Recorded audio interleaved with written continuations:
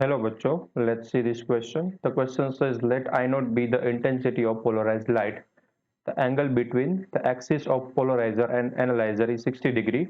What will be the intensity of the outgoing light? तो हमें बताना है कि जो एक पोलराइजर में से आई नॉट इंटेंसिटी वाली लाइट एनालाइजर पर इंसिडेंट होती है, देन एनालाइजर में से कितनी इंटेंसिटी वाली लाइट हमें एज आउटपुट में मिलेगी। ठीक है, एंड हमें गिवन है कि पोलराइजर एंड एनालाइजर के बीच का एंगल 60 डिग्री है। तो हम इस प्रॉब्लम में जो कि कंसेप्ट यूज करने वाले हैं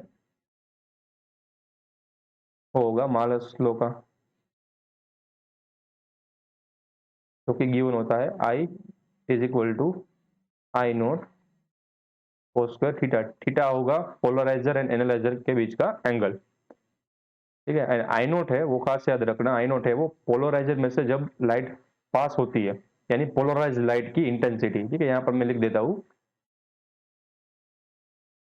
polarised intensity of polarized light. ठीक है, ये अनपोलराइज्ड लाइट की इंटेंसिटी नहीं है, इंटेंसिटी ऑफ पोलराइज्ड लाइट है।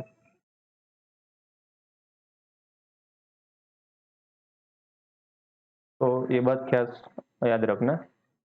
तो मैं यहाँ पर एक्सिस ड्रॉ करता हूँ, ये हमारी पोलराइजर की एक्सिस है ऐसे। यहाँ पर कुछ पोलराइजर प्लान ऐसे कुछ होगा। ठीक है, हमारे पास कोई मटेरियल होगा, बट हमें कोई उसकी रिक्वायरमेंट है नहीं, हमें सिर्फ एक्सिस के बारे में ही सोचना है। ठीक है, थोड़ा सा ड्रॉ कर देता हूँ ताकि आपको विजुअलाइज हो। ऐसा हमारे पास एक पोलराइजर है एंड यहाँ पर एक एनालाइजर है 60 डिग्री पे ऐसे कुछ। ठीक है, लेट्स सपोज यहाँ पर ऐसे, एंड ये जो प्लान होगा वो होगा एनालाइजर प्लान ऐसे।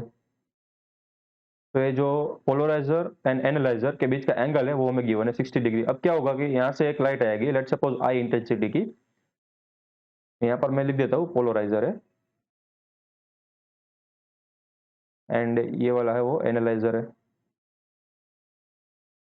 अब जैसे ही आई इंटेंसिटी वाली लाइट पोलराइजर में से पास होगी एंड यहाँ पर हमें आउटपुट में कुछ मिलेगा, पोलराइजर के आउटपुट में वो मिलेगा हमें इंटेंसिटी आई नोट। ठीक है, एंड वो होगी आई बाई टू।